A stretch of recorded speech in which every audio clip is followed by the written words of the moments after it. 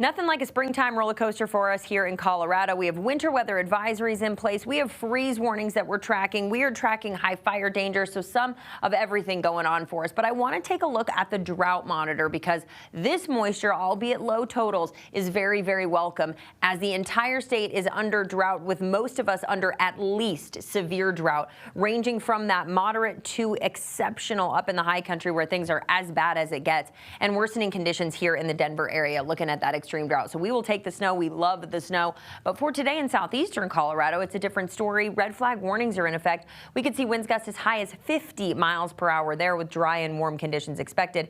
As that front has moved in, the north wind is going to bite today. It will be a blustery afternoon, and especially so going into early tomorrow morning. Winds could gust around 15 to 20 miles per hour here in the Denver area throughout the day.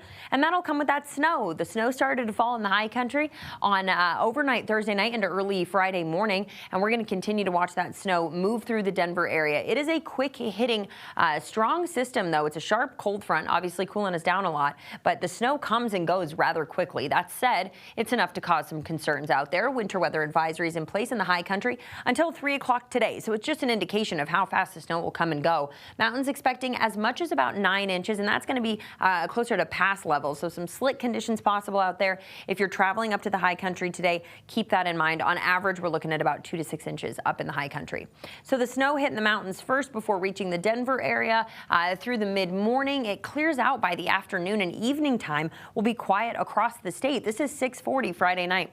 Notice that we're going to see that cloud cover clear up as well, and then that's when the real cold settles in.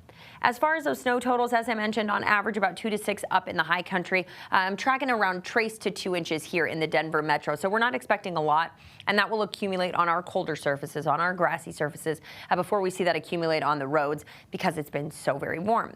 Now, the foothills and Palmer Divide could get a little higher totals. We're tracking the potential for as much as 6 inches, but closer to around 1 to 4 there. So while today is going to be on the more mild side as far as the accumulating on the roadways, by tomorrow morning with the cold temperatures, we'll want to watch those slick conditions out there. Timing it out for you here in the Denver area through the afternoon. We'll see some snow, maybe a little rain snow mix as the snow then clears kind of on the back end of that system. And then by tonight, we're quiet. So if you've got plans tonight to be out and about, it won't be actively snowing, but it'll definitely be cold as our highs are only going to be in the low 40s today here in the Denver area. And then tonight we really cool down. So as I mentioned, we'll see some freeze conditions overnight.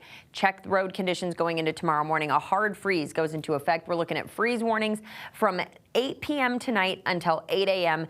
Tomorrow morning. If you have plants that are above ground, if you've already started planting, if your sprinklers are above ground, definitely keep that in mind. You're going to want to drain or cover above ground pipes. In-ground pipes should be okay. Maybe just unhook those garden hoses and then cover some new plants if you put them in, and bring in your potted plants if you can. Protect those plants because it's going to get really cold tonight. That's why we have a first alert weather day for tomorrow. It's just through the morning hours. By the afternoon, really not a bad day, a little cooler than normal with highs in the upper 50s, and then by Sunday we're back into the 70s. This will all be a distant memory going into Tuesday of next week as we see high temperatures in the low 80s.